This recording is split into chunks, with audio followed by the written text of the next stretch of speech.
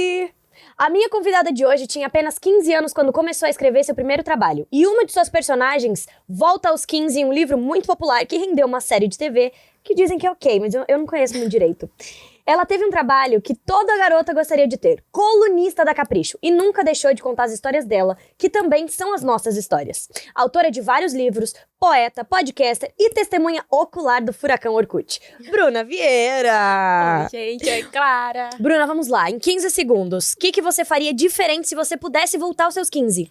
Faria mais amigos, porque eu era muito tímida, insegura e sofria bullying, então eu achava que todo mundo me odiava. Mas as pessoas nem se importavam comigo. Ai, gente, foi em 8 segundos, mas pegou no coração. Assim. Então vamos começar. Eu quero fazer essa pergunta e depois a gente vai voltar nela lá na frente. Tá. Mas você realizou o sonho de trabalhar na Capricho. E você passou nesse concurso, você ainda estava na escola. Como é que isso aconteceu? Então, foi assim. Eu criei depois dos 15 o blog. Uhum.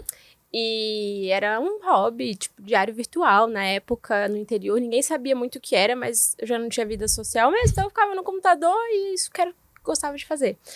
E nessa época o blog chamou a atenção da Capricho e eles me convidaram para ser o blog parceiro da revista e depois veio esse convite para assinar a última página, que particularmente era a minha parte favorita da revista, que sempre foi a parte do conselho, daquela coisa mais cabeça, comportamento. Então eu já comprava a Capricho, pulava para a última página, falava, ai, esse texto. Então foi uma responsabilidade muito grande, mas eu consegui viver essa experiência até o fim da revista impressa, assim. Então eu sofri de dentro e de fora, sabe? Como leitora e fã da Capricho. Mas eu consegui realizar esse sonho, assim, de ser uma adolescente escrevendo na Capricho. Você vem de Leopoldina, Minas. Como é que foi crescer fora de São Paulo? E depois dessa vinda para São Paulo? Olha, morar no interior, crescer no interior, me fez imaginar muitas coisas. Porque eu não tinha acesso a essas coisas. E recentemente eu estive em Leopoldina de novo, depois de muitos anos. Sim. E eu me dei conta disso, que tem um valor muito grande, assim, quando você vem de uma realidade diferente e vai conquistando as coisas aos poucos. Porque nunca teve um vídeo que viralizou ou algo muito específico que mudou minha realidade de uma hora para outra. Foi uma construção, assim, e eu sinto que isso me ajudou a ir construindo a minha maturidade junto, sabe? Crescer no interior é gostoso porque você tem mais liberdade. E eu tive bastante contato com natureza, família grande. Mas eu era muito tímida. E quando você tem a timidez como uma característica da sua personalidade, você tende a observar mais, a imaginar mais. Talvez por isso eu tenha ido pro caminho dos livros e das palavras, porque era como eu me expressava, assim. Então, eu não mudaria nada dessa parte, porque eu cresci achando, eu não posso ser tímida, eu não posso ser tímida. Hoje eu já vejo a timidez como uma característica que tem a parte boa também. Claro. Que é você observar, que é você, às vezes, ter um pouco mais de empatia, porque você entende mais o que o outro tá sentindo e tal. E eu te pergunto como é que foi essa vinda pra São Paulo. Como ela impactou na personalidade da Bruna? Nossa, total. Uma coisa que é curiosa quando você nasce no interior é que você se sente muito diferente. Se você tem influência da internet e tal. Então eu gostava de passar batom vermelho. Eu gostava muito, sei lá, da Amy Winehouse, Katy Perry. Então eu fazia o delineado. Todo mundo ficava olhando pra mim, tipo, quem é essa menina doida que tá fazendo foto de look do dia no meio da rua? Porque isso foi em 2009, 2010.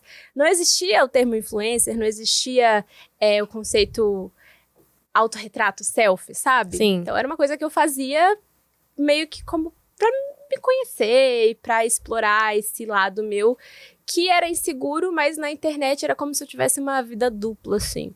Aí quando eu cheguei aqui em São Paulo, eu vi que todo mundo é diferente. Tipo, você anda na Paulista, você vê pessoas muito diferentes, e isso trouxe pra mim, assim, calma, baixa a bolinha, você não é tão diferente quanto você imaginava, mas ao mesmo tempo eu senti algo que sonho, quando você realiza esse sonho, sabe? Tipo, eu sonhava em mudar para São Paulo, em publicar o meu primeiro livro. As coisas foram acontecendo e eu fui acreditando em algo que era só uma ideia. Porque lá no começo era só um sonho, uma coisa distante. Eu vim para São Paulo, eu lembro, com R$5.000 na conta. Meus pais não tinham condição para me ajudar, então eu trabalhei no terceiro ano, juntei essa grana e vim. Eu falei, não, R$5.000 é muito dinheiro. E para quem mora em São Paulo, dividir o apartamento, pagando todas as despesas, não garante que você vai conseguir viver aqui por um ano. Mas eu vim acreditando. Eu acho que um pouco dessa ingenuidade da adolescência e tal, dá uma coragem, né? Porque eu, com a cabeça de hoje, eu falo, não sei onde eu estava com a cabeça. Não vinha. Não vinha? Você sente que os anos 2000 estão de volta, estão voltando, e você sente que, de alguma forma, a nossa série colabora com esse movimento? Eu acho que a nostalgia é uma palavra muito presente, principalmente pós-período de isolamento, que eu acho que foi um período que todo mundo olhou mais pra si, repensou várias coisas na vida. E eu defendo muito a ideia que o nosso eu adolescente não pode morrer dentro da gente. Muitas das respostas de questões que nós temos na fase adulta, na velhice, estão na infância e adolescência. Então, infelizmente, nem todo mundo tem essa oportunidade de olhar para a adolescência com gentileza, ou ver uma coisa que ficou abandonada, mas que pode ser uma pista para um hobby, para algo que vai te trazer uma satisfação, um propósito. Então, o meu intuito quando eu escrevi De Volta aos 15 foi fazer todo mundo olhar de novo para a adolescência e reviver os traumas, mas perceber que eles têm um pouquinho... Tipo, é importante você passar por eles e enxergá-los de uma forma diferente. Então, eu acho que a nostalgia vem um pouco desse lugar de enxergar as coisas de uma forma mais leve. Tipo, talvez eu não tinha coragem de usar tal tendência nos anos 2000, mas agora eu tenho. Agora eu tenho 30, mas eu tenho coragem. E da onde surgiu a tua vontade de escrever? Da onde surgiu primeiro o Depois dos 15? Tá. A minha vontade de escrever veio de uma necessidade, porque eu não tinha coragem de falar, tipo, de levantar a mão na escola, de me expressar. Então, eu precisava encontrar uma forma de fazer todo mundo saber o que eu tava pensando e o que eu tava sentindo. Então, eu fiz isso aos poucos. Primeiro, numa comunidade do Orkut, que ninguém sabia que eu era eu. Depois, eu criei um fake no Twitter, que era Segredo de Garota, que nasceu bem na época do Google Gloss. Então, pensa, muitos e muitos anos. E lá eu postava frases, tipo Gossip Girl, assim, misteriosas, de coisas que eu sentia. Então, assim, pensa, a garota lá da sala excluída, que ninguém conversava, tava lá no Twitter postando seus pensamentos e as pessoas retweetando.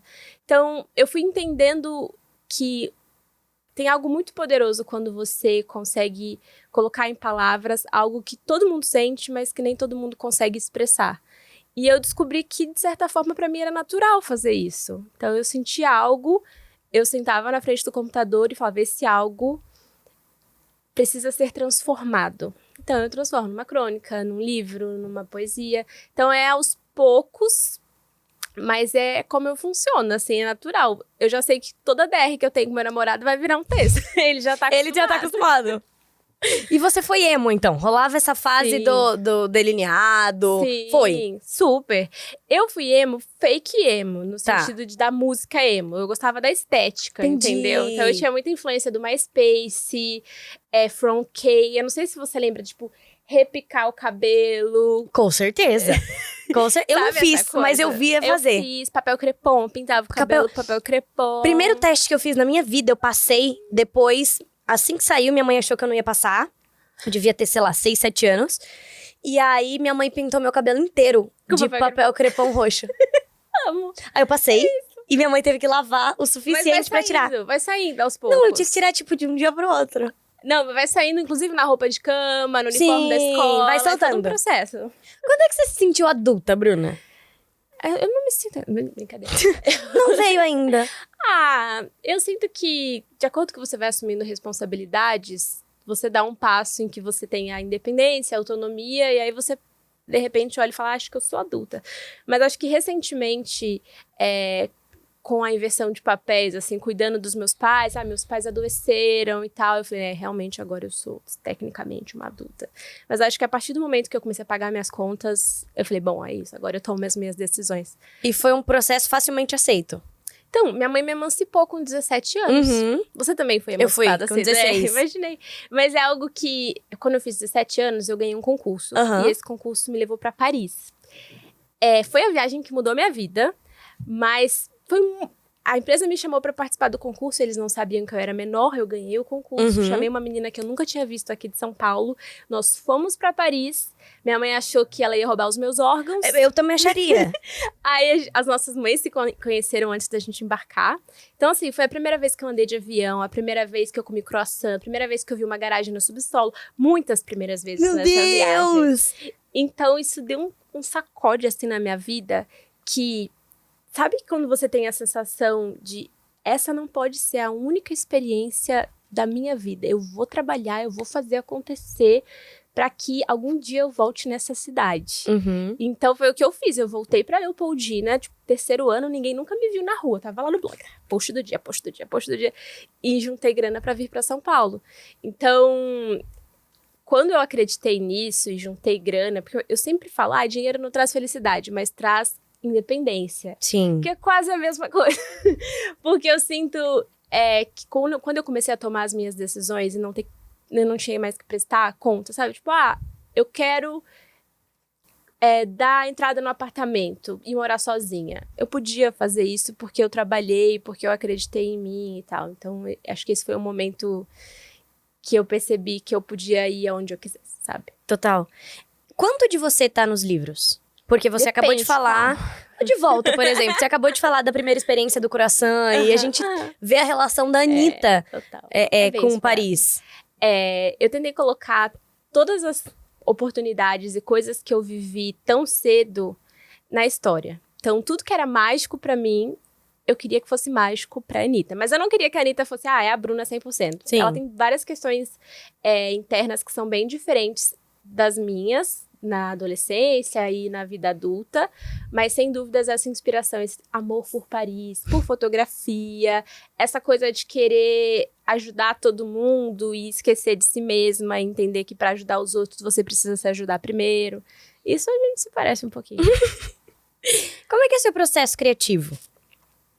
Então, depende. Eu gosto muito de contar histórias. Às vezes eu conto histórias em formato de story, às vezes no feed. Mas para livro, geralmente, quando o livro é ficção, eu coloco tudo que eu quero que tenha na história e aí eu vou desenvolvendo aos poucos. Daí é um processo de 3, 6... Já levou até 1 ano para um livro, tipo, romance, ser finalizado. Pra poesia, por exemplo, Meu Corpo Virou Poesia, que foi meu último livro, eu escrevi durante a pandemia e foi sobre uma fase da minha vida que eu vivi, mas eu precisei de um certo distanciamento dessa fase, então passaram-se alguns anos, aí sim eu coloquei tudo no papel e desenvolvi. Mas é um pouco colocar o dedo na ferida, assim. Eu falo que é uma atitude, escrever sobre algo que te aconteceu, te liberta, mas exige coragem pra você aprender a olhar para aquilo de forma diferente, sabe? Total. Porque eu não queria que o livro fosse sobre um relacionamento ou sobre um momento específico. Eu queria que o livro fosse sobre uma fase que muitas mulheres vivem e que muitas mulheres vão viver para que elas encontrassem a saída junto comigo durante a leitura. Então, nesse caso, nesse livro, eu aproveitei o período que eu estava em casa, isolada, e foquei nele. Então, foi 1 ano se escrevendo. Agora, por exemplo, quando você escreve um romance, você já começa com os personagens em mente, sabendo quais são as nuances desse relacionamento? Ou você vai descobrindo no processo? Eu vou descobrindo no processo. Geralmente, eu foco na protagonista e eu penso o que eu quero que ela viva e depois eu vou desenvolvendo o resto, sabe? Porque o meu foco sempre foi crônica. Quando eu escrevi meu primeiro romance, eu tava muito insegura, porque a editora falou, olha, tem um conto no seu livro que a gente achou que você tem talento pra escrever um romance. A gente acha que você consegue. E eu, tipo, não. Então, eu fui colocando todas as ideias que eu tinha e todas as paixões que eu tinha. Então, eu gosto dessa coisa de voltar no tempo, de viagem no tempo. Eu tenho várias inspirações, meus filmes favoritos. Efeito Borboleta, De Repente 30.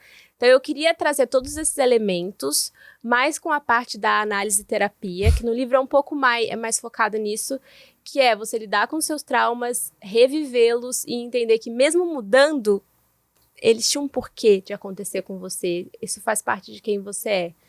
Então, é isso. Quando você escreveu a Anitta 30, você tinha 18.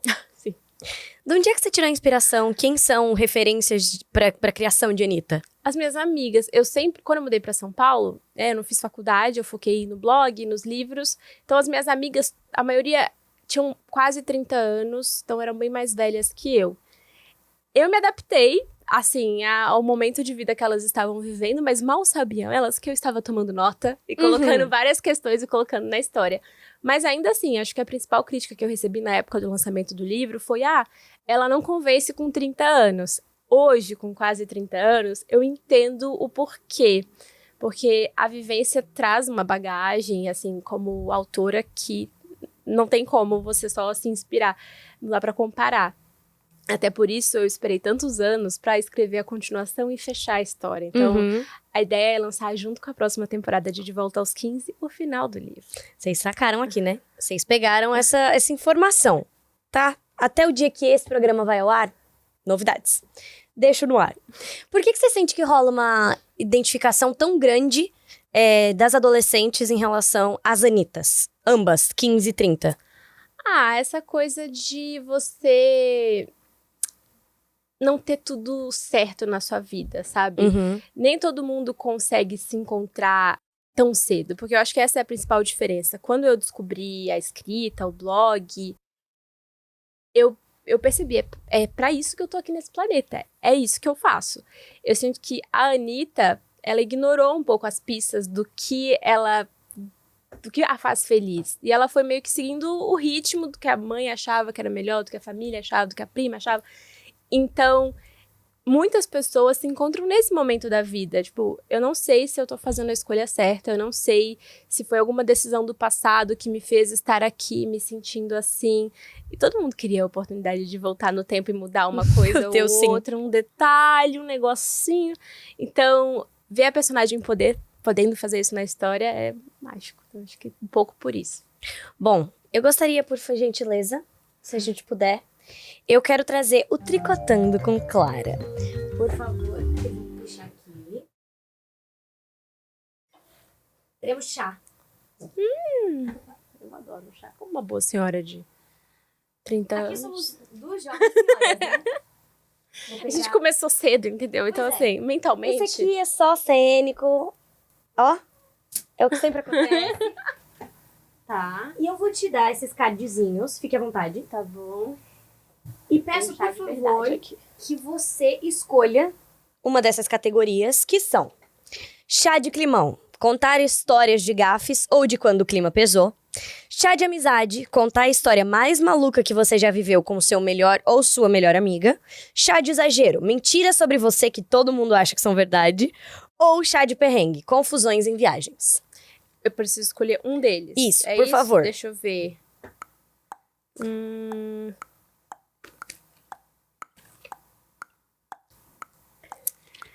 Olha, seguindo essa parte de viagem, porque eu gosto muito de viajar. Por favor. Eu sinto que eu trabalho pra viajar. A minha personagem, ela faz o que ela viaja no tempo, mas viaja. Então, tem uma viagem que eu tava até contando sobre ela recentemente, que eu sinto que mudou a minha vida pra sempre. Que foi uma experiência muito legal que eu tive com uma amiga. Eu fui pro Coachella. Legal demais. E eu não simplesmente fui pro Coachella. Eu fui pro Coachella acampar no esquema que só as celebridades vão. Eu fui, tipo, como jornalista. Então, o Turismo da Califórnia convidou um jornalista de cada país. E eu fui representando o Brasil. Mas, assim, foi uma experiência que eu sinto que eu nunca mais vou viver algo tão legal quanto. Sabe? Então, assim, pensa que eu estava acampando numa barraca com ar-condicionado. Não era uma barraca, tipo, porque no Coachella quem vai acampar, qual é o risco da barraca voar enquanto você tá lá no festival? Uma barraca. Com ar-condicionado, cama, produtinho, banheiro, tudo um negócio. Aí tinha um trailer. Tá, eu e a minha amiga Fernanda. Nesse trailer, a Vanessa Hudgens arrumando, assim, logo ao nosso lado. Encontrei andando, assim, pelo festival com os membros do One Direction. Assim, e eu, sabe, eu não sei se você já teve uma experiência, assim, de você olhar em volta e falar, esse é o melhor momento da minha vida, eu nunca mais vou viver algo assim. Eu quero olhar cada detalhe com atenção pra eu não esquecer. Sim. Sabe? Sim. É importante, eu sinto que pra quem tem ansiedade e tal, às vezes a gente esquece de fazer isso quando a gente tá vivendo algo muito legal. E eu lembro, tipo, de deitar, assim, na cabana e falar, cara, isso é muito legal, obrigada a Deus. Eu não sei se eu fiz coisa boa na outra vida, se foi nessa vida, mas eu tô aqui. E aí eu lembro que eu gravei vlog, eu fiz vídeos e tal, pra quem quiser assistir, tá disponível lá, sei lá, isso foi 2015, há muitos anos. Eu ia te perguntar agora. É, Que ano faz foi? muitos anos. Então, naquela época era algo ainda mais incomum, assim, pensa, Sim. 2015. Mas foi tão gostoso e eu vivi isso com uma amiga, com a Fernanda, que também trabalhava na Capricho, a gente se conheceu na época que eu mudei pra São Paulo. Mas foi, assim, uma viagem inesquecível que eu encontrei com Justin Bieber, com a Nina Dobrev, com o Jacob não, como chama? O Taylor. Taylor Lautner. Assim, andando, mas pensa que você tá andando assim, aí de repente passa do seu lado e eu tinha tanta pulseirinha assim de acesso que eu ficava assim. Mas foi uma viagem muito legal. E desde então eu nunca mais fui em festival do mesmo jeito, porque eu penso, poxa, nada vai superar aquela experiência única, maravilhosa. E você nunca vai encontrar mais essas pessoas, né? Eu acho Pelo que menos não. todas no mesmo contexto. Exatamente. Você pode até exatamente. encontrar um ou outro, mas todos esses vai ser um pouco mais é difícil. muito legal você encontrar atores que fizeram personagens que fizeram parte da sua adolescência Com certeza. e enxergá-los como pessoas, né? Porque a gente coloca eles num lugar de... são pessoas super famosas e tal. E eles estavam ali vivendo a vida deles. Total. E curtindo. E eu tentei, assim, ao máximo respeitar, assim, só dar uma olhadinha, assim, e tal. Dá uma pescadinha na informação que tava rolando. Aí vi a Kylie Jenner, enfim. Histórias, mas foi muito gostoso. Maravilhoso. Eu sinto que, se você gosta de entretenimento, de cultura pop de forma geral, é um evento maneiro, assim. É uma experiência que, se tiver a possibilidade... Vale a pena. E essa cabana tem como alugar até hoje, assim. Eu fui olhar o preço, sei lá, $20 mil pra você conseguir ficar nesse lugar. Jesus. Tranquilinho. De boas. Tranquilinho. De boas. Mas... Agora, terminando o nosso momento chá, mas se quiser, fique à vontade, que o Tá chá bom. está uma delícia. Como é que foi adaptar a sua obra pro audiovisual? Você sabe da história que eu recebi um e-mail da produtora e eu não acreditei. Eu recebi e falei, era alguém querendo o meu telefone? Aí eu não respondi. Aí a pessoa mandou o e-mail novamente. Oi, a gente realmente quer comprar os direitos do seu livro. Aí eu falei, gente, será que é verdade? Eu não acreditei. Aí eu não sei se é síndrome do impostor, sabe? Um negócio assim.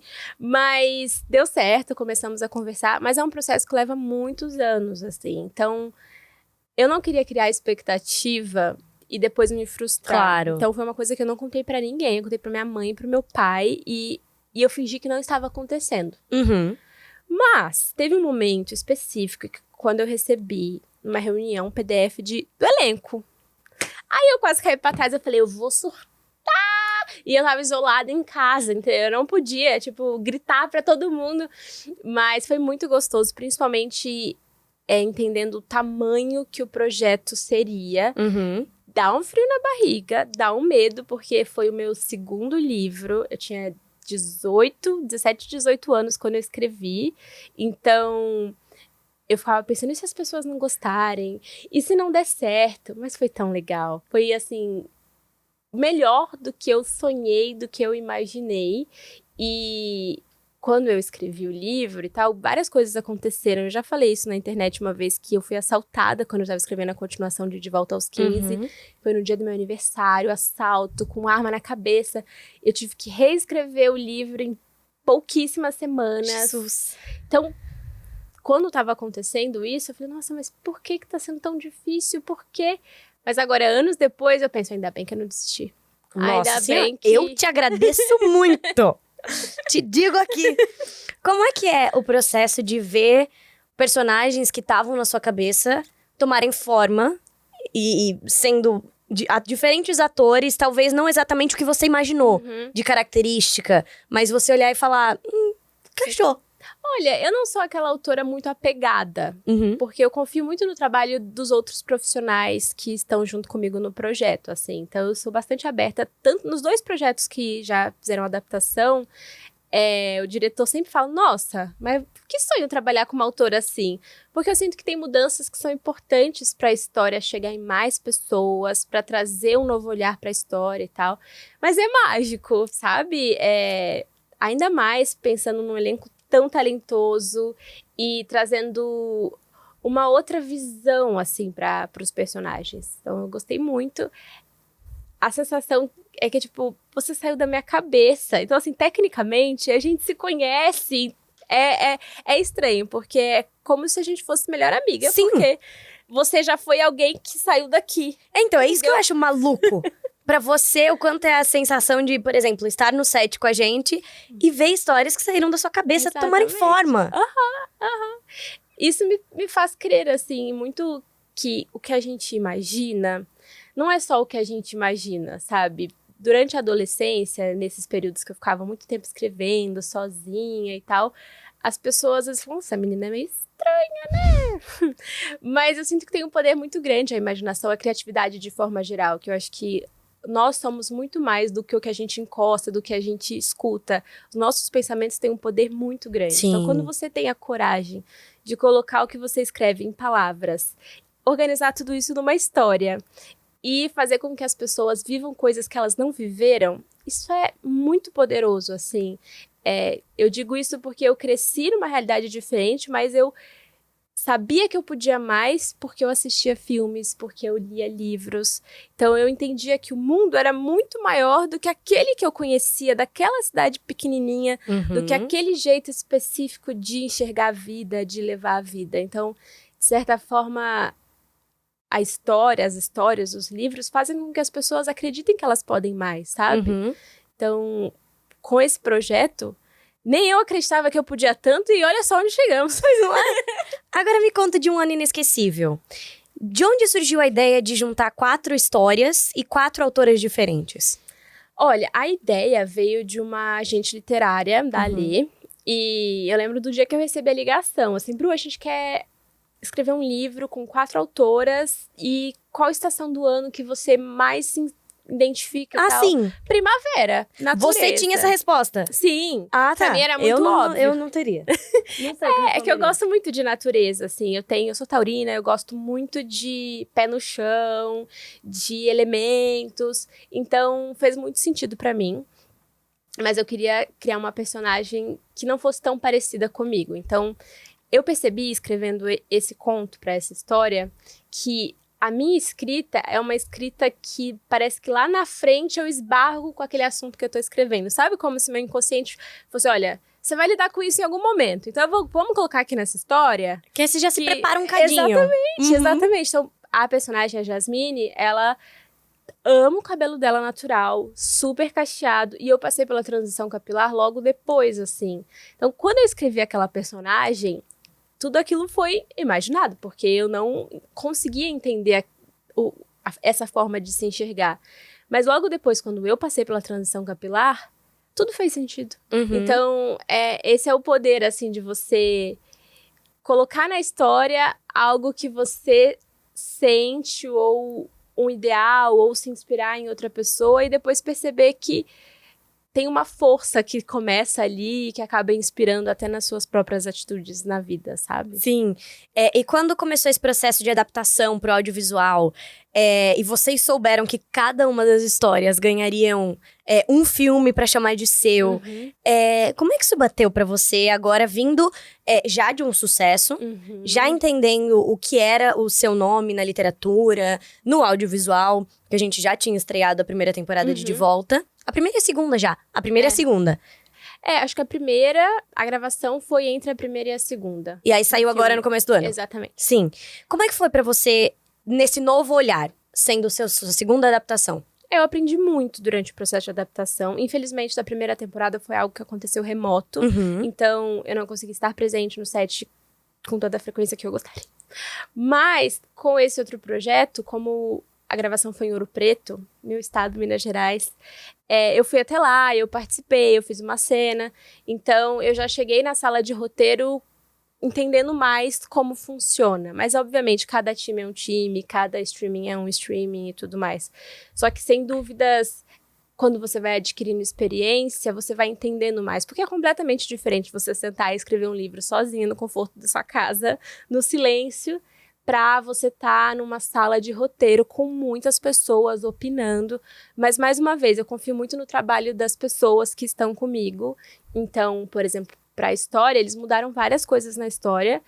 E desde que a essência da história esteja ali, eu sou totalmente a favor das mudanças, assim. E a Lívia fez um trabalho muito lindo com a Jasmine. Linda! E eu fiquei apaixonada por Ouro Preto. Não sei se vocês conhecem Ouro Preto, mas é uma cidade mágica. No conto, a história não se passa em Ouro Preto, mas eles mudaram pro filme. Uhum. E foi uma escolha linda, assim. Eu falei, não sei, dá vontade de reescrever o meu conto e agora ele vai ser Ouro Preto também. Não, e a história é linda, a Lívia realmente fez lindamente. Esteticamente é um filme lindo. E você vê que a história realmente vai te levando junto. Você embarca, de fato, nas aflições da Jasmine. É muito bonitinho. Você já tá pensando em produzir obras diretamente pro audiovisual? Sim. Já está nesse processo? Sim. E já está rolando? Estamos no processo, eu não posso falar muito Não. mais do que... Não, é que eu sinto que a internet potencializa muito os projetos, Sim. sabe? Então tem muitas formas diferentes de você fazer algo acontecer. E eu tô aprendendo e entendendo isso com essas experiências, sabe? Antigamente, para você ter um projeto publicado, era um caminho, sabe? Um livro publicado. Hoje é outro, você pode conquistar a audiência, ter os seguidores, vender o livro pela internet e aí depois conquistar a editora. Então eu sinto que a ordem das coisas, ela tá diferente. Mas eu gosto muito da proximidade que eu tenho com quem me acompanha e eu gosto muito de criar. Então, em todos os projetos que eu entro, eu tento trazer um pouco desse olhar de quem está em contato com adolescentes e jovens adultos agora, o tempo todo, sabe? Porque eu sinto que às vezes se perde um pouco de quem tá escrevendo e de quem tá assistindo, entende? Total. Então, eu fico muito feliz de poder, às vezes, ser essa ponte, porque eu estou diariamente na internet conversando e dialogando com essas pessoas. E como é que é a sua demanda como autora? Como é que você lida ou separa o seu tempo pra escrever? Eu não separo. Eu Só sou vai. surtada. Não, brincadeira. Eu, por algum tempo, eu foquei bastante no meu conteúdo digital, porque eu tinha objetivos financeiros, assim, tipo, eu quero aproveitar as oportunidades que eu tô tendo como criadora. E eu perdi um pouco o preconceito que eu tinha, de tipo, eu vou focar só no que as pessoas acham mais culto nos meus livros, porque eu quero ser escritora. Eu me sinto escritora todos os dias na minha vida, quando eu sento e monto um roteirinho de vídeo de 1 minuto que eu vou postar nas redes sociais. Exige criatividade e, às vezes, exige agilidade, que é algo muito difícil de você aprender. Inclusive, eu sinto que estou aprendendo todos os dias com isso, sabe? Mas eu tento muito criar conteúdos que façam diferença na vida das pessoas. Pode ser sobre moda, pode ser sobre viagem, porque eu tenho a minha própria experiência, assim, de como acreditar que uma viagem vai mudar a vida, porque de fato muda, faz com as pessoas, sabe? Então, quando eu me comprometo com um projeto, como por exemplo agora, o romance, o 3º livro da série vai sair junto com a 3ª temporada. Beleza, então eu tenho 3 meses em que eu vou ficar fazendo exclusivamente isso. Porque romance é diferente de, por exemplo, um livro de crônicas, um livro de poesia. Mas é algo que eu tô tentando, assim, separar. Porque a fonte é a mesma, sabe? A criatividade. Sim. Então, é você conseguir entender como dar conta de tudo, porque uma coisa impulsiona a outra. Eu sinto que se eu não tivesse a minha voz na internet, talvez nem todos os meus livros seriam publicados, entende? Uma coisa não briga com a outra necessariamente. Eu acho que uma carreira ajuda a outra. Com certeza, com certeza. E da onde surge a sua ideia de fazer 2 podcasts? O Depois dos 15 e o Perdidas no Recreio? Olha, o Perdidas no Recreio foi um momento, um encontro, assim. Na Nath e Gi, a gente tem personalidade complementar. E do nada, a gente falou, e se a gente fizesse um podcast? E foi muito legal, foi um projeto de alguns meses, que nós nos encontramos na sala de casa. E eu falo que a amizade que nasce com podcast nada mais destrói. Então, o carinho que eu tenho pelas duas, toda vez que a gente se encontra, assim, é mais por essa coisa de entender que não tem só o seu jeito de ver a vida, sabe? Eu, durante a minha infância, adolescência, eu sempre fui muito sozinha, muito na minha e tal. Eu sinto que quando eu tô com outras pessoas, com pessoas que eu tenho conexão de verdade, isso me faz crescer tanto, sabe? Entender que existem outras formas de ver a vida, rir de besteira que antes levava super a sério. Aí eu entendi, nesse ambiente de conforto e de confiança, que eu não preciso levar aquilo tão a sério. Então, pra mim, esse podcast é um pouco sobre isso. Rir das desgraças e seguir em frente. Sim. E o Depois dos 15 foi uma tentativa de adaptar o formato post do blog, de crônica e tal, pra uma conversa. Porque eu sentia que é um desafio você conseguir se aprofundar nos assuntos num formato de vídeo curto. Com certeza. Entende? Você passar a mensagem ou falar sobre um tema que é delicado em poucos segundos. Então, o podcast acaba sendo um lugar que você consegue desenvolver mais sem se preocupar necessariamente com como você tá no vídeo ou o que as pessoas vão pensar. Quem tá ali tá participando de uma conversa longa de 1 hora. Então, eu acho que esses conteúdos longos têm o seu valor e eles nunca vão perder a sua graça na internet. Porque é assim que a gente tem conversas mais profundas, né? Que a gente conhece as pessoas. Claro. E como é que você lida com fracasso? E não necessariamente fracasso, mas quando você bota muita fé num projeto e ele não vai da forma que você espera. Eu não boto muita fé em nada. Eu não espero muito de nada, não. Eu não espero muito de nada. Se der certo... Não, brincadeira. Eu consigo ressignificar as coisas. Acho que uma habilidade muito legal do ser humano é criar narrativas. Nós somos diferentes dos outros bichos porque nós criamos as nossas próprias narrativas. Então, até quando alguma coisa dá muito errado na minha vida, eu boto a cachola pra pensar e falo, deixa eu dar um motivo pra isso ter dado errado. Chique. Então, seja um projeto, seja um relacionamento, seja... Eu conto histórias pras pessoas, mas também eu conto histórias pra mim mesma. E essa é uma habilidade muito poderosa que nós, principalmente mulheres, precisamos desenvolver ao longo da vida. Não pelos motivos certos, mas nós precisamos descobrir formas de seguir em frente, de entender por que certas coisas acontecem. E eu sinto que eu faço isso toda vez que tem um fracasso aí. Eu falo, não era pra mim mesmo, tudo bem. Não era isso aqui que eu tinha que ter feito. É internalizar. Não, agora eu sei. A próxima vez eu não vou fazer. Chique, né? Chique. Bom, agora a gente vai trazer o quadro Apenas Respostas Erradas. Eu vou te dar afirmações, vou te perguntar coisas, só que todas as respostas têm que ser erradas. Tá bom. Tá? Eu acho que eu entendi. Você volta no tempo e previne o nascimento de uma pessoa. Quem é essa pessoa? Respostas erradas. Mas erradas em que sentido? No sentido que você quiser. Pode ser uma pessoa que você de fato queria que tivesse nascido. Pode ser... Você pode responder certo também. A gente tá aceitando tudo nesse quadro. Calma.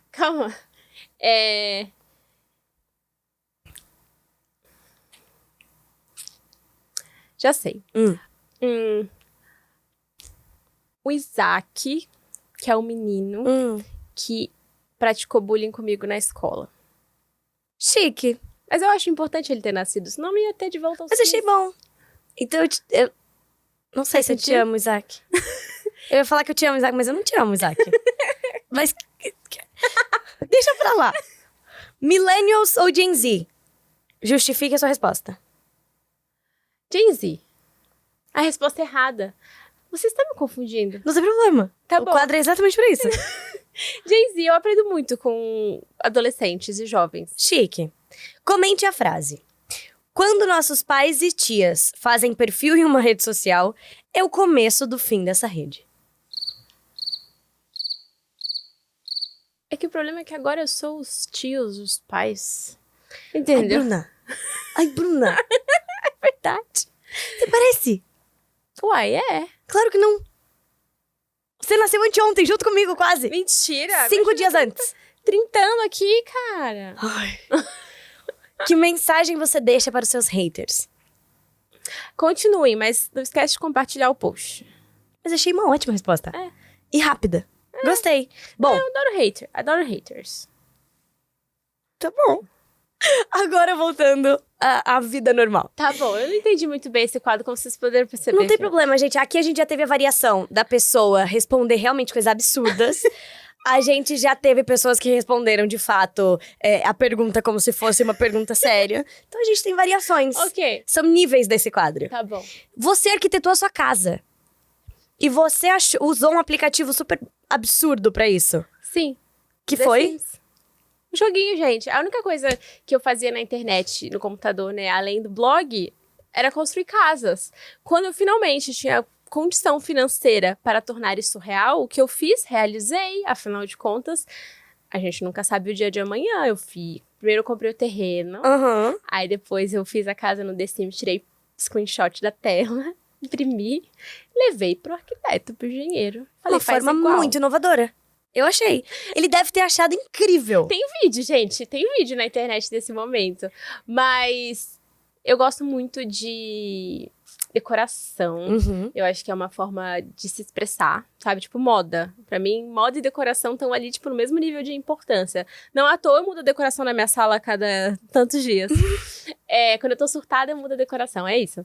E nessa época da construção da casa, foi logo depois que eu fui assaltada, então eu tava repensando, será que eu moro em São Paulo? Será que eu vou pro interior? Meus pais toparam aposentar e vir pra São Paulo pra ficar mais perto de mim, aí uma cidade perto de São Paulo. Sim.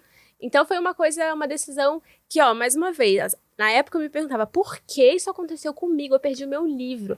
Mas isso mudou completamente o resto da minha vida, porque fez com que os meus pais viessem para mais perto, fez com que a casa fosse construída, e foi um processo que levou 2 anos, que eu sinto que eu envelheci muito por dentro, porque é muito estressante, muita coisa dá errado. E nesse caso, deu muita coisa errada. Tem uma coisa sobre ser mulher e ser nova, quando você tá nesse meio, que as pessoas não te levam a sério, entendeu? Uhum. Muitas vezes elas olhavam, tipo, eu tava pagando, e falavam, eu quero falar com o seu pai. Eu falava, mas quem decide sou eu. Mas sou eu que vou decidir aqui. Exato. Fala comigo. Entendeu? Então, assim, foi complicado, mas valeu muito a pena. Eu não me arrependo, não. Eu sinto que eu aprendi muito, inclusive a não fazer mais obras nunca mais na minha Deixa como tá.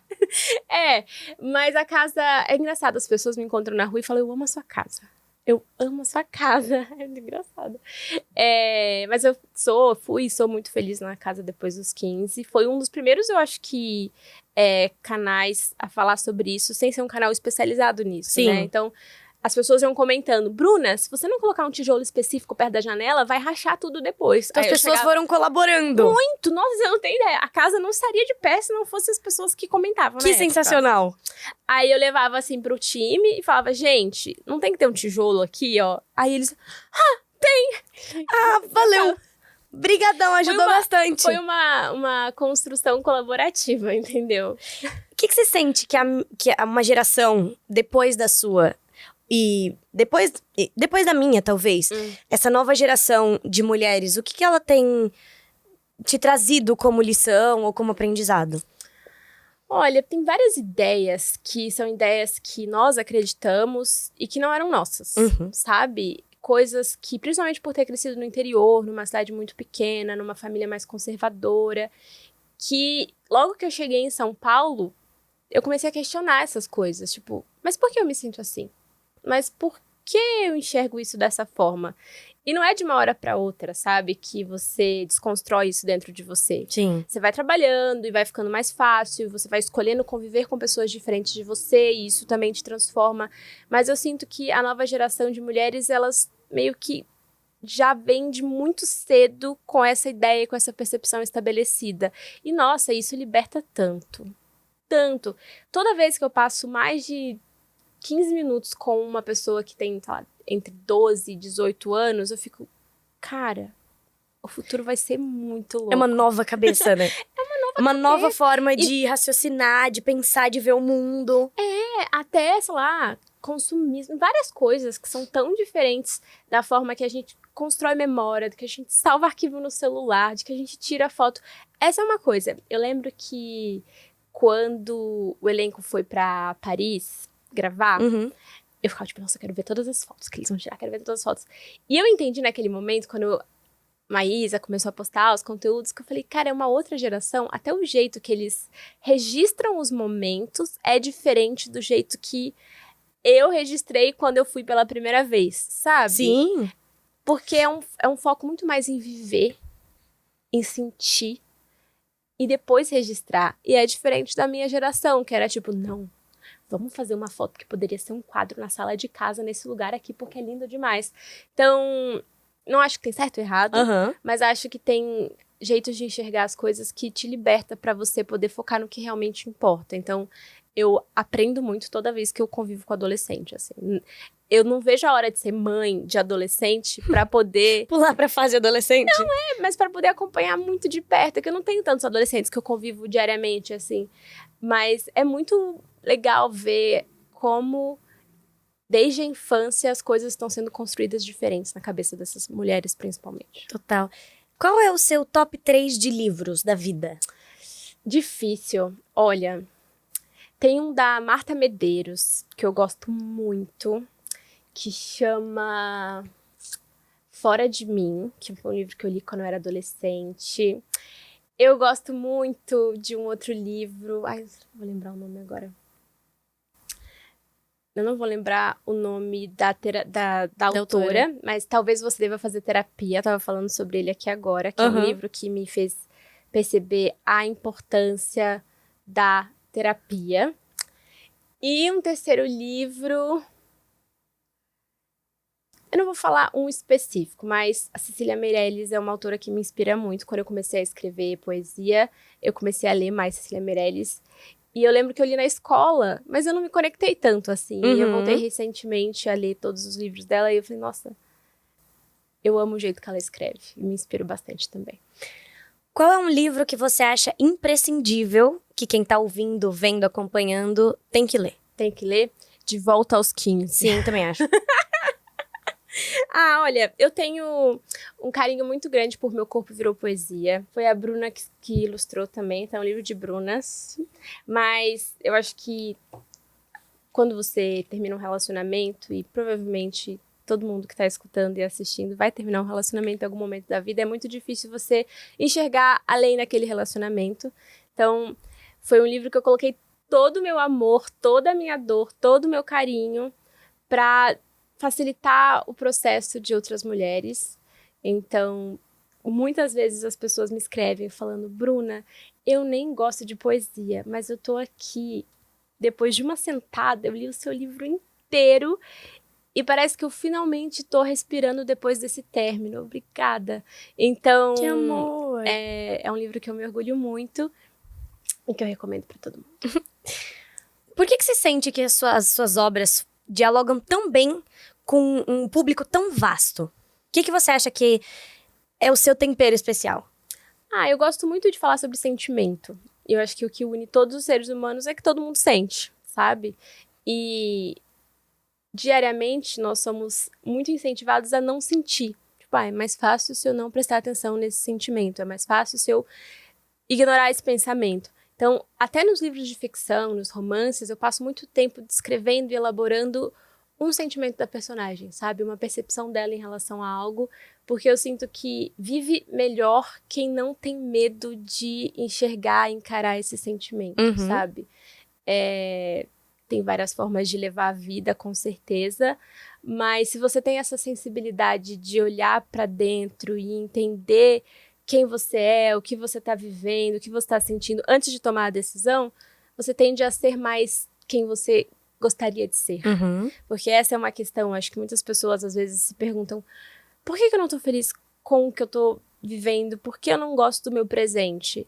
Mas você se conhece? Porque se você não se conhece, é muito difícil você gostar do seu presente. Sim. É muito difícil você tomar a decisão, porque não é sua decisão, é a decisão de outra pessoa que tomou por você. Você só tá seguindo o baile como tem que ser.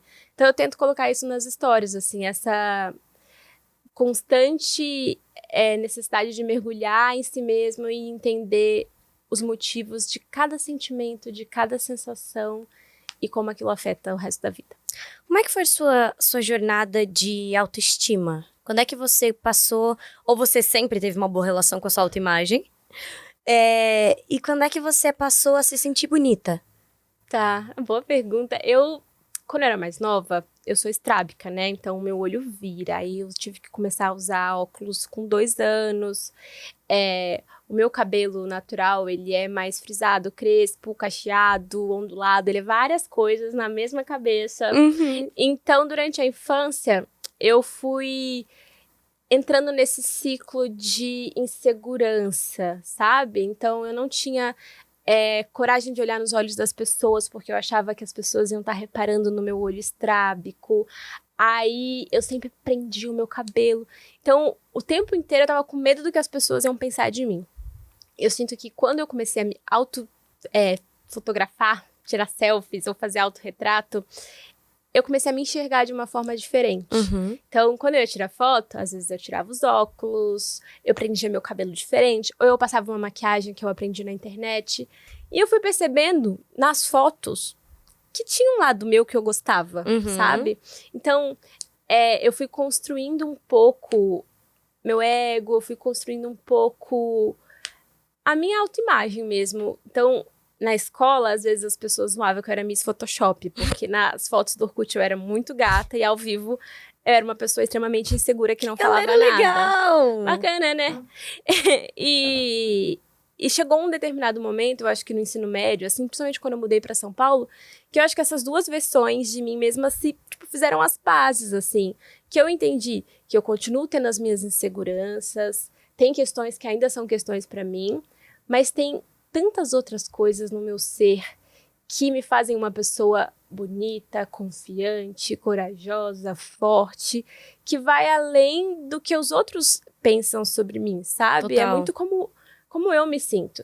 E uma vez que você começa a focar na sua carreira, nas suas coisas, ninguém te tira isso, entende? Então, por que eu viajei tanto? Por que eu escrevi tanto? Por que eu postei tanto? Existe uma coisa que é só minha e que ninguém tira. Então, quando alguém deixa um comentário falando alguma coisa sobre a minha aparência, ou falando que eu deveria saber mais, ou falar de um jeito específico, ou enfim. Não, essa pessoa não me conhece, eu tô aqui, convivo comigo há tantos anos e eu acompanho muito a minha jornada. Então, se você tem registros seus desde tão cedo, essa é uma parte boa, porque você consegue não se comparar com outras pessoas, mas se comparar com quem você era. E aí, sei lá, no esporte, eu fugia da educação física porque ninguém me escolhia e eu me sentia uma péssima jogadora em todos os esportes. Tudo que dava pra fazer, eu corria. Aí eu comecei a treinar e eu percebi, eu não sou tão ruim assim. É uma ideia que não era verdade, sabe? Eu tinha medo e o medo me afastou de algo que hoje é uma das minhas maiores fontes de prazer, que é fazer atividade física. Então, poder até falar sobre isso, escrever sobre isso, é algo que faz com que a minha autoestima esteja cada vez mais estabelecida, assim, porque eu entendo o que é meu e o que é do outro. Total, sabe? total. Você viveu o auge do Orkut, do Fotolog, do MySpace. O que você sente que as redes sociais mudaram de lá pra cá? Eu acho que mais pessoas começaram a usar. Naquela época era uma coisa meio universo paralelo. Ninguém entendia muito bem o que eu fazia no meu celular. Até o próprio Twitter mesmo, tipo, no comecinho, assim. Era uma coisa muito pra um grupinho. E hoje é algo muito maior. Me entristece um pouco pensar que na época que eu comecei, era muito tô vivendo algo e tô registrando algo. Hoje é muito, vou pensar no que eu vou registrar e aí... E assim, não vou ser hipócrita aqui. Frequentemente, trabalhando, eu faço isso, porque, né, a gente cria conteúdo e tal.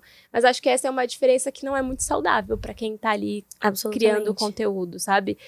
Vira e mexe, eu tenho umas crises assim, eu falo que é crise de rede social. Que eu olho e falo, calma, a minha vida vem primeiro, depois a rede social. Não a rede social, depois a minha vida. Sim. E o que faz o conteúdo ser especial é essa conexão. Se eu tô criando algo que eu não tô vivendo de verdade, isso transparece, isso fica muito claro, assim. Então, às vezes eu tenho que dar, tipo, um passinho pra trás e repensar mesmo nas minhas decisões, porque quando você cria sobre a sua própria vida, é tudo muito misturado, sabe? Tipo, até onde vai o trabalho, até onde é vida pessoal. Então, eu sinto que com o passar dos anos, eu fui criando umas certas barreiras. Isso é muito importante pra quem cria conteúdo, até que pra quem tá começando. Tipo, eu quero ser influenciadora, eu quero criar. Você tem que criar uma barreira pra conseguir ter uma parte que é só sua, que só as pessoas que te conhecem e que você confia têm acesso. Porque senão você se torna muito vulnerável e você não consegue se defender do mundo todo de uma vez só. entende? Total. Então, eu fui, ao longo dos anos, criando essa barreirinha, essa camada, essa parte segura. Então, por exemplo, meu relacionamento. As pessoas sabem que eu namoro e tal, mas é algo muito meu, que é algo que não tá no Media Kit, entende? Total. Tipo, não é o negócio, sabe? O que eu escrevo, o que eu sinto, o que vem porque eu vivi isso, aí talvez tenha um livro aí mais pra frente. Mas, algumas coisas eu gosto de deixar pra mim, pros meus amigos, pra minha família. Qual você sente que é a comunidade do Orkut que te define hoje em dia? Tá, deixa eu pensar numa comunidade. Nossa, sabe, tinha uma que chamava Baladinha Fake. Pensa, uma adolescente, sabe? Vivendo toda a adolescência no computador, na Baladinha Fake.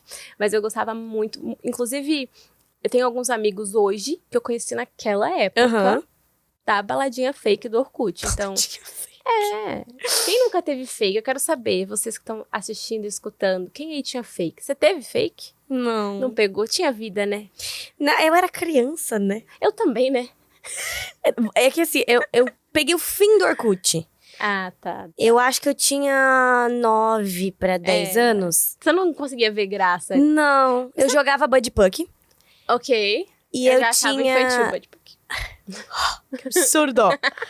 E eu tinha Fazendinha também, que eu Entendi. adorava Fazendinha. Mas era só pra isso que eu tinha. Não, o fake, gente, moldou a minha personalidade. Porque eu não vivia as coisas, entende? Então, tipo, eu não ia pras festinhas e tal. Mas eu estava tendo conversas profundas sobre sentimentos com pessoas que usavam fotos de outras pessoas, mas que no final das contas a conversa, a conexão é real. Alguém estava ali escrevendo e descrevendo algo. Até acho que muitas pessoas que hoje escrevem dessa geração começaram escrevendo naquela época no fake. Inclusive, De Volta aos 15 Camila. temas. Exatamente. Foi algo que eu fui descobrindo que eu poderia ser. Tipo, eu posso ter uma conversa legal com alguém. Eu só preciso falar. Sim. Mas escrevendo eu já consigo, já é metade do caminho andado. Opa, já tá lá. Você sente que foi fácil passar dessas redes sociais, do Orkut, que a gente falou agora há pouco, pra o Instagram, o TikTok? Foi uma transição tranquila de acontecer? Não, pro Instagram foi, porque eu sempre gostei muito de fotografia. Então, eu lembro que eu troquei de celular pra poder ter um Instagram, porque naquela época não era qualquer celular que podia ter um Instagram. Aí, quando foi pra vídeo, aí me pegou, porque eu era tímida. E aí até complicou. hoje me pega, sabia? Porque eu gostava da minha rotina de tipo, eu aqui de pijama, tomando meu cafezinho, vou escrever sobre algum assunto de moda, de viagem, de filme, sei lá, qualquer coisa. Hoje é assim, beleza, eu tenho que gravar, cadê meu carisma? Onde eu acho? Tá o Cadê? Não é todo dia que você tá afim de aparecer, de gravar.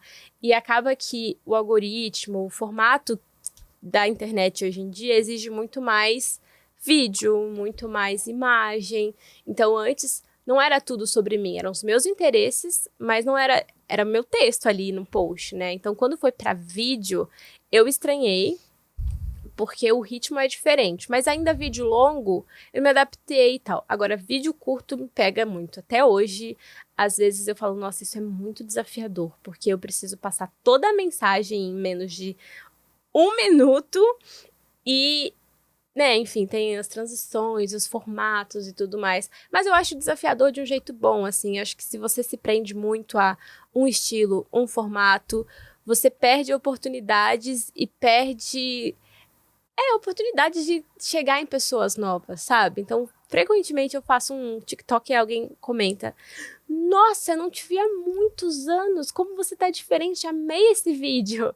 Então, porque essas pessoas me acompanharam há muitos anos, seja no blog ou no YouTube, e agora elas têm um outro formato que faz mais sentido pra elas nesse momento. Bruna Moreno de cabelo alisado. Exatamente, eu tô quase voltando, gente, ó.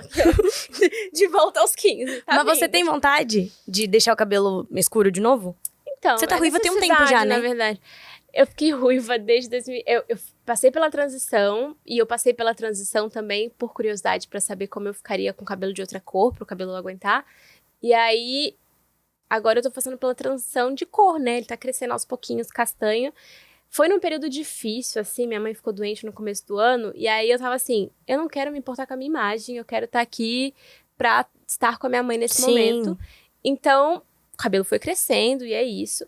Com o passar dos meses, né, graças a Deus minha mãe tá bem, eu fui me olhando e eu falei, eu acho que eu gosto dessa versão, sabe? Eu acho que tudo isso que aconteceu trouxe uma necessidade de amadurecimento e de ter mais responsabilidade, e esse cabelo conversa um pouco com isso. Uhum. Às vezes a mudança acontece de fora pra dentro, Total. sabe? Então, você precisa de um empurrãozinho externo, tipo, do reflexo do espelho, pra perceber uma mudança que tá acontecendo dentro de você. Então, foi meio que isso. Mas eu comecei a mudar o meu cabelo mais. Antes, quando eu passei pela transição, eu acho que muitas meninas que passam pela transição sentem isso, do tipo, a partir de agora, é só cabelo muito definido e muito cacheado, sem frizz, sem volume.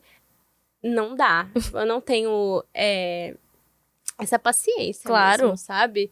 Então, eu entrei na transição achando que ia ser super liberdade e eu entendi que dá trabalho. Nem sempre eu quero ter esse trabalho. Sim. Aí eu faço escova. E tudo bem. Ninguém tem que dar opinião sobre o meu cabelo, porque meu cabelo, sabe? Claro. Nossa, quando eu fiz escova pela primeira vez, quando eu passei pela transição, você não tem ideia. Os comentários me xingando, falando, você usou a transição capilar. E eu, tipo, não. Como se você estivesse batendo em alguém. Exato. Mas é isso que a internet às vezes faz, de as pessoas terem a sensação de que podem opinar e mandar e Em comentar tudo. a sua vida. Uhum. Sendo que, até quando eu escolho alisar, eu estou abrindo portas para as pessoas que acham que, porque passaram pela transição, não podem alisar nunca mais. Isso não é verdade. Se você cuidar do seu cabelo, ele vai aguentar escova e cacho também, entende? Então, Total. Bom, estamos nos encaminhando para o fim dessa conversa, mas, por último, ok. se tem Que é cronômetro, isso? Uhum. é um minuto de sabedoria. Olha, Bruna, se você pudesse deixar um depoimento no Orkut de uma desconhecida que sonha em ser escritora como você, Tá. que ensinamento você passaria para ela? Valendo. Querida, aqui quem fala é alguém que achava que todas as palavras deveriam ficar no fundo da gaveta. Isso não é verdade. No fundo da gaveta se escondem as ideias mais maravilhosas. E mesmo que agora você não tenha coragem de mostrar para todo mundo, escolhe umas 5 pessoas que você confia muito, lê essas histórias para ela. Chique, em 30 segundos. Pois, por favor, primeiro quero te agradecer por ter aceito o convite. Deixar aqui um gostinho pra quem tá ouvindo, pra quem tá assistindo, que já, terceira temporada de Volta aos 15. Mas, por favor, faça seu jabá. Use essa câmera como você bem quiser. Gente, se você está assistindo esse vídeo, nos escutando, assista a terceira temporada de Volta aos 15. É uma série pra assistir com a família inteira. Então não é aquela série tipo, série que eu consigo assistir com o boy. É série com todo mundo. Você pode convidar a família inteira, assistir várias vezes e ir prestando atenção em coisas diferentes. Tipo, agora eu vou prestar atenção no figurino. Agora eu vou prestar atenção em Clara Castanho, se apaixonando por vários boys diferentes. É uma série muito gostosa pra relembrar o passado e até pra você olhar pro seu passado de uma forma diferente. E a terceira temporada está muito boa. Estava lendo aqui o roteiro. Eu li ontem, Antes de eu tô vir pra assim, ó. Então, preparem-se. Preparem-se pra dar risada e chorar de leve. De leve. Essa temporada não chora muito.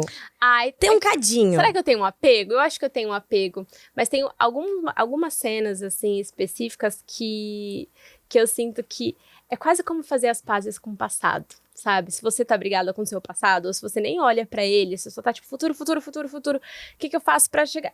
Olha pro seu passado com carinho e pega umas pistas, porque isso ajuda no futuro também. E a série pode te mostrar como fazer isso. Chique. Pois eu quero agradecer muito você que nos acompanhou em toda essa conversa, que nos ouviu, que nos assistiu. Estamos em todas as plataformas de áudio, em todas as redes sociais, com o Sem Nome Pode. Quero pedir que vocês me sigam no Instagram, sigam Bruna, Por favor. sigam o perfil do podcast. Semana que vem a gente tá aqui com mais um convidado. E muito obrigada e até semana que vem.